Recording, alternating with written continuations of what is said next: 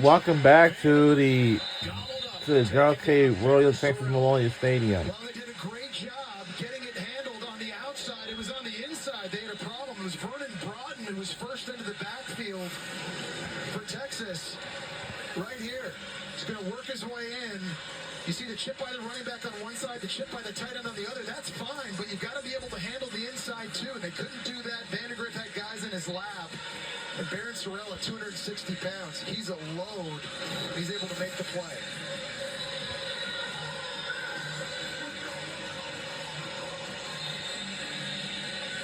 This college football regular season is almost over by next week and even next Saturday coming up. Texas used a timeout, by the way, and then quickly back out onto the field to set up this punt return as Silas Bolden will be deep to return the LaRose punt.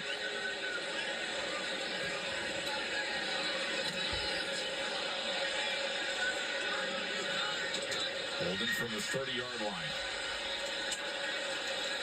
As he is pushed back and contained. Player check-in is presented by Allstate. Really impressed with the touch throws by Quinn Ewers early in this game. First drive, you see this thrown over top to Ty Bryant to Matthew Golden. Easy catch.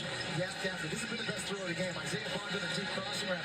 Just laying it over Dumas Johnson, linebacker. And then in the touchdown, Gunnar Helm in the back of the end zone, laying it over Childress. Again, Quinn Ewers, he might not have the strongest arm in all of college football from a velocity standpoint, but there's a lot of different ways to throw completions, and the touch throws into small windows is something that NFL scouts, head coaches, and GMs are going to love about Ewers.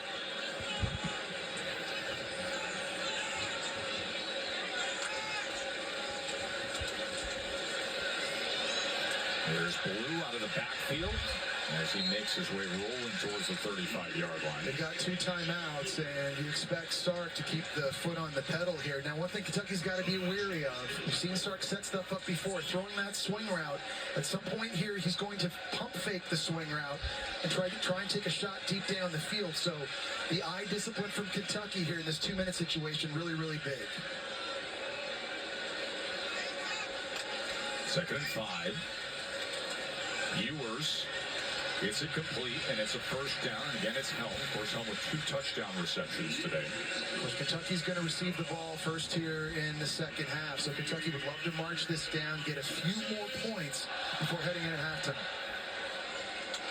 And we're under a minute to go. In his first half, Ewers again with the completion, and here is Bond.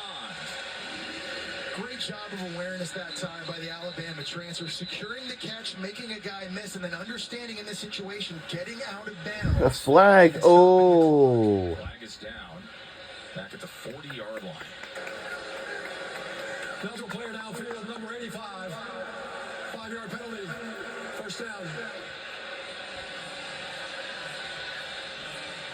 And that's what receiver. The tight end, I wonder is covered. Yeah, He is know what covered, that so he's not an means. eligible receiver. That's right. He had to be a yard off the ball, and he was right on the line of scrimmage. Ineligible to run a route that time. Good call by the official. So that's a mistake in terms of how they aligned. As Helm was on the line of scrimmage, but the receiver to the outside of him was covering him. So that's the odd call to being a tight end as the illegal man downfield. 1st and 15. Ewers. That's the 15. Another completion to Bond. 44 seconds remain. 2 timeouts for Texas. Well, and another good job this time by Kelvin Banks, because Kentucky's trying to run a stunt, and they're trying to get them confused with a wraparound out here to the outside. Banks is not fooled by it at all.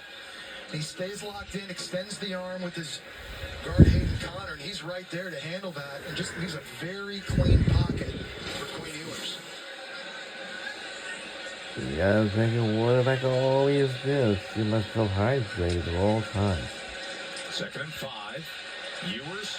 Pocket was collapsing. And that's a very nice off throw. And Bolden fumbles the ball but recovers it as he slides out of bounds. And Texas is in position here with 35 seconds remaining in this first Nice half. job again by the offensive line, giving Ewers just enough time to get rid of this football after stepping up. And their punt returner, Bolden, does the rest. Still 2 timeouts.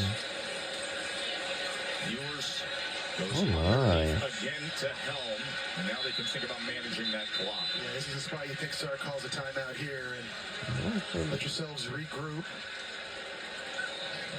Bert Auburn, the senior reliable kicker, could get in position for something here as we check in with Kevin Nagandi. Yes, Capital One half-hour report minutes away with Booger and Kevin in studio. We got some chaos in Minnesota. Penn State in some trouble. They're losing.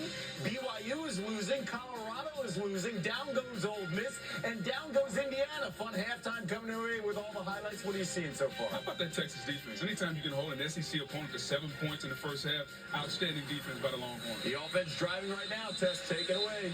Yeah, but that defense has been outstanding all year long, and now it's the offense just coming down the field here. You see that slight limp, Jesse, with Quinn Ewers. Yeah, he hasn't been able to move around the pocket much. He's been lucky. His offensive line has done an outstanding job giving him a clean pocket. Kentucky has got to find a way to affect him and his timing and his rhythm. 7 straight completions right now. That's nothing new. We've seen him go on stretches of 19 straight, 17 straight in past games, but Kentucky's got to find a way to make him move a little bit back there. Vandegrift looks on the Kentucky quarterback and watches Quinn Ewers do his thing.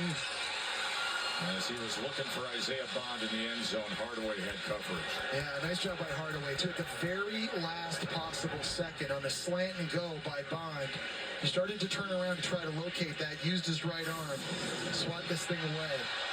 He's in pursuit right there. And that's an indicator that referees look for, whether it's going to be pass interference or not. If you turn your head to try to find the ball, they tend to be a lot more lenient. There have been 7 straight completions for Ewers. And then that incompletion now leaves him with a 3rd and 2. Still the one timeout, 19 seconds to play.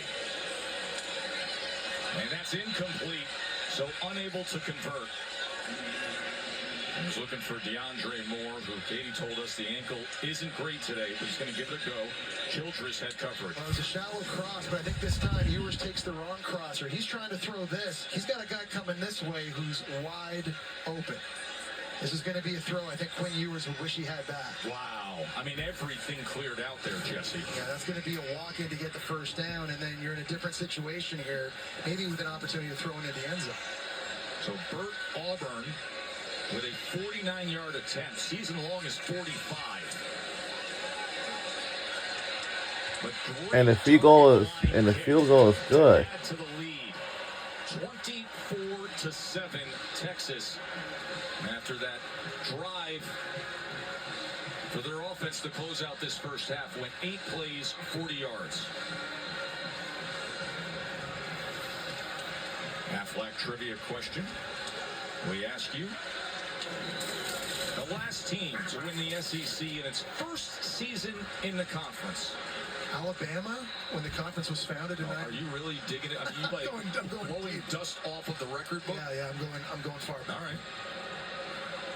Now here is Texas in the SEC.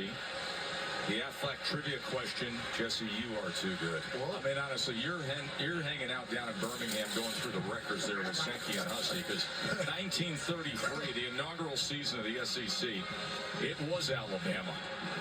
Really? Yes. Now, when you think more modern times, Yeah, I mean- of all this, we've had so much conference realignment. Sure. A team that comes into one of the power conferences and wins in their first year, Virginia Tech in the ACC That's in incredible. 2004. Wow. Well, and Texas is going to have an opportunity in their first year in the SEC. Get Win that done today, as well. win next week against A&M. That's the simplest way to go about it. Brown from the end zone.